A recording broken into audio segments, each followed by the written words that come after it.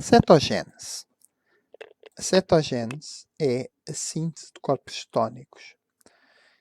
É um processo que ocorre no fígado e que ocorre a partir da oxidação dos ácidos gordos, resultando da acumulação da acetilcoenzima A na mitocôndria hepática.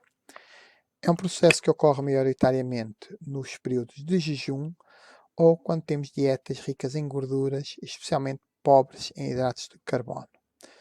Também vai ocorrer na diabetes, especialmente em grande extensão na diabetes não controlada. Os corpos cetónicos são compostos que são produzidos pelo fígado, mas que são usados como fonte energética pelos tecidos extrahepáticos. Genericamente, os corpos cetónicos são dois, eventualmente um terceiro, que já iremos falar, mas principalmente são dois: o acetoacetato e o beta-hidroxibutirato. Beta-hidroxibutirato ou 3-hidroxibutirato. Se repararem, este será uma função ácido, que está aqui ionizado, tem 1, 2, 3, 4 carbonos, seria o ácido butírico, ou na forma de sal, butirato, e temos aqui um hidroxilo que está na posição 3, ou também chamada posição beta, daí chamarmos 3-hidroxibutirato ou beta-hidroxibutirato. O acetoacetato, se olharmos com atenção, corresponde no fundo ao 3-ceto ou beta-cetobutirato, ou se quisermos em vez de ceto, atualmente usa-se mais o termo oxo. Temos ainda um terceiro composto que pertence a este grupo dos corpos cetónicos, que é a acetona, que resulta da descarboxilação do acetoacetato. É fácil perceber que o acetoacetato e o beta-hidroxibutirato transformam-se um no outro por um processo de oxidação-redução. Apesar de se chamarem globalmente corpos cetónicos, só o acetoacetato e a acetona é que são cetonas. Também, muitas vezes dizemos que os corpos cetónicos são ácidos, o que apenas é verdade para o beta-hidroxibutirato e para o acetoacetato. Mas este termo corpo cetónico ou corpos cetónicos, referindo-se a estas três entidades, está já muito enraizada e é aceito vulgarmente, apesar destas pequenas nuances. Como já referi, são uma importante fonte energética, é uma fonte energética aeróbica e que são muito importantes para o jejum.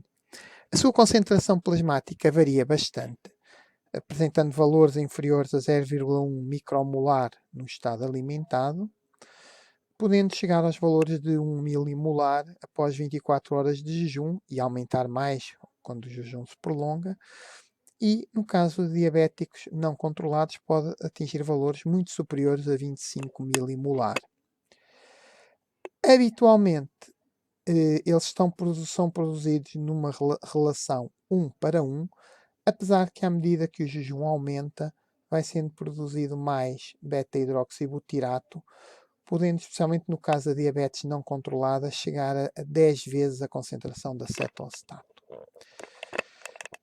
Muitas vezes os corpos cetónicos ou esta cetogênese aumentada é considerada como um problema porque, uma vez que dois deles, o cetoacetato e o beta-hidroxibutirato, são ácidos, concentrações elevadas podem provocar aquilo que chamamos de cetoacidose. E uma vez que eles também são compostos solúveis, vão ser excretados na urina e esta perda destes ácidos na urina transporta com eles sódio e potássio e leva também à perda de sódio e potássio. Para além disso, como estes compostos não permitem a formação de glicose, se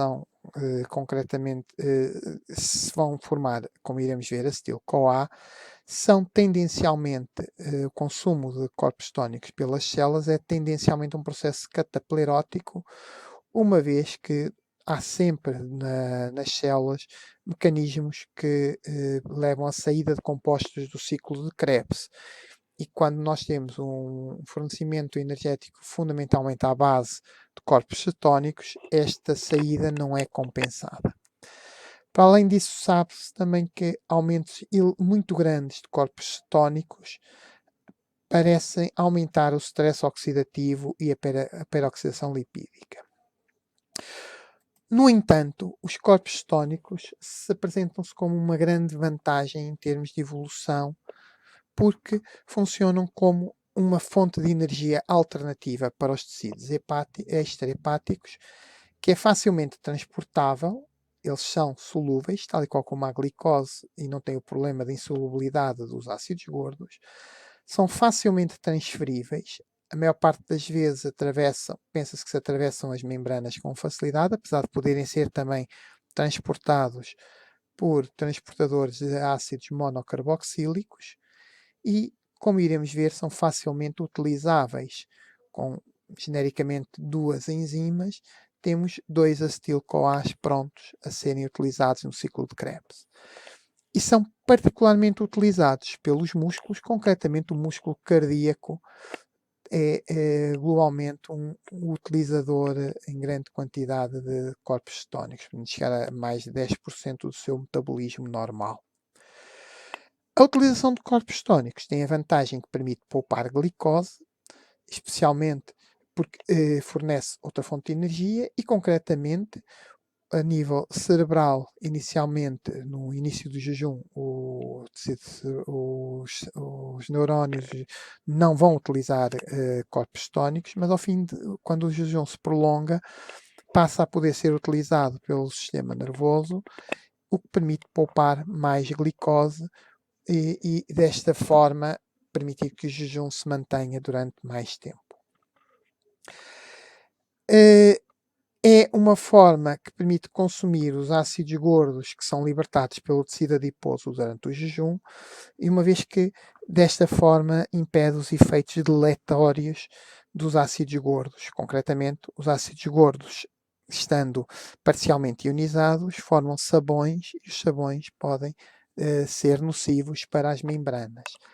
Desta forma, a oxidação em grande quantidade dos ácidos gordos a nível do fígado permite evitar que ocorresse esse acúmulo de ácidos gordos no sangue.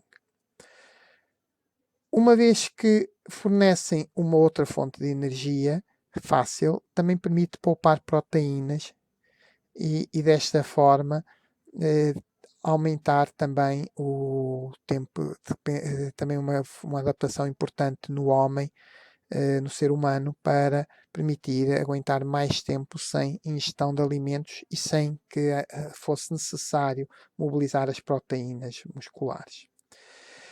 Tem um efeito que, apesar de em extensão ser pouco, mas é importante pela pequena quantidade que é libertada, que quando temos corpos cetónicos aumentados, há uma pequena estimulação da produção de insulina.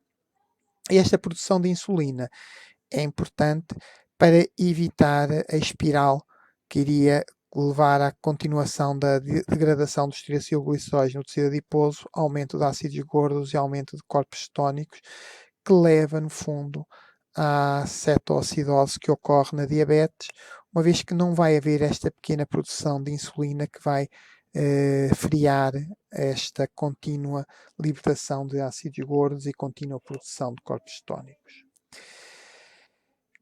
Para além disso, no jejum também fornece acetilcoenzima A, importante para a síntese e para o alongamento dos ácidos gordos, permitindo assim que possa continuar a regeneração celular, e é também muito importante para regular fenómenos de redox, oxidação-redução intracelulares.